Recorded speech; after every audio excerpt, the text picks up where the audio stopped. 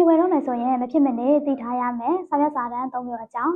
အိမ်ချမ်းမြေဝယ်ယူတော့မယ်ဆိုရင်အလိညာမခံရဖို့အတွက်စာရွက်စာတမ်းအမျိုးအစားတွေကိုအရင်ဆုံးခွဲခြားသိထားဖို့လိုအပ်ပါတယ်နော်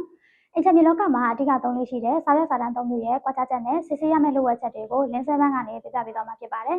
ပထမဆုံးတစ်ခုကတော့ကရံမြေပါဒါကအစိုးရကနေ15နှစ်နှစ်30နှစ်60နှစ်90စသဖြင့်သတ်မှတ်နှစ်အလိုက်ငှားရမ်းပေးထားတဲ့မြေမျိုးပါဝယ်တော့မယ်ဆိုရင်မြေကွက်အမှန်မြေတိုင်းနဲ့ကရံမြေပေါက်ဟုတ်မဟုတ်ကိုစစ်ဆေးရပါမယ်။ကရံတက်တံဘလောက်ကျန်သေးလဲရောင်းသူကတကယ်မြေပေါက်ရဟုတ်ရဲ့လားအမြေပေါက်သူကတက်ရှိတင်ကြရှိသေးရဲ့လားဆိုတာကိုသိထားဖို့လိုအပ်ပါတယ်။တကယ်လို့အမြေပေါက်သူမရှိတော့ပဲအမွေဆက်ကန်ဝင်လို့မရတော့ရင်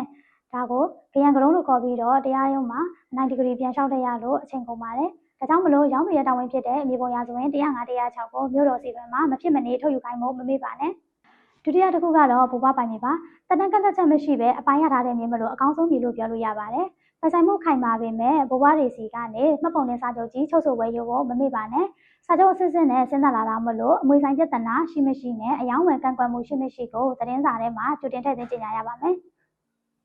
တတိယတစ်ခုကတော့ပါမစ်မြေပါအစိုးရကနေမြေကွက်တွေချပေးတော့ယာယီချပေးထားတဲ့စာရွက်စာတမ်းမျိုးမလို့ကရံမြေထက်ဆိုင်ရင်ပိုင်ဆိုင်မှုအားနေပါတယ်။ဒါကြောင့်မလို့တကယ်မူလအမြေပေါက်စီကနေအစစ်အစစ်ဝယ်ယူခဲ့တဲ့စာချုပ်မူရင်းစုံမစုံနဲ့ငယ်စင်းသွင်းမသွင်းကိုတည်တည်ချာချာစစ်ဆေးပြီးမှသာကရံအမြန်ဆုံးလျှောက်ထားနိုင်မှာဖြစ်ပါတယ်။ဒေသရေးစာတမ်းမျိုးပဲဖြစ်ဖြစ်မဝယ်ခင်မှာသက်ဆိုင်ရာမြေဌာနတွေမှာအရှုပ်ရှင်းတဲ့ကန့်ကွက်မှုရှိမရှိကိုတိုက်ဆိုင်စစ်ဆေးဖို့မမေ့ပါနဲ့နော်။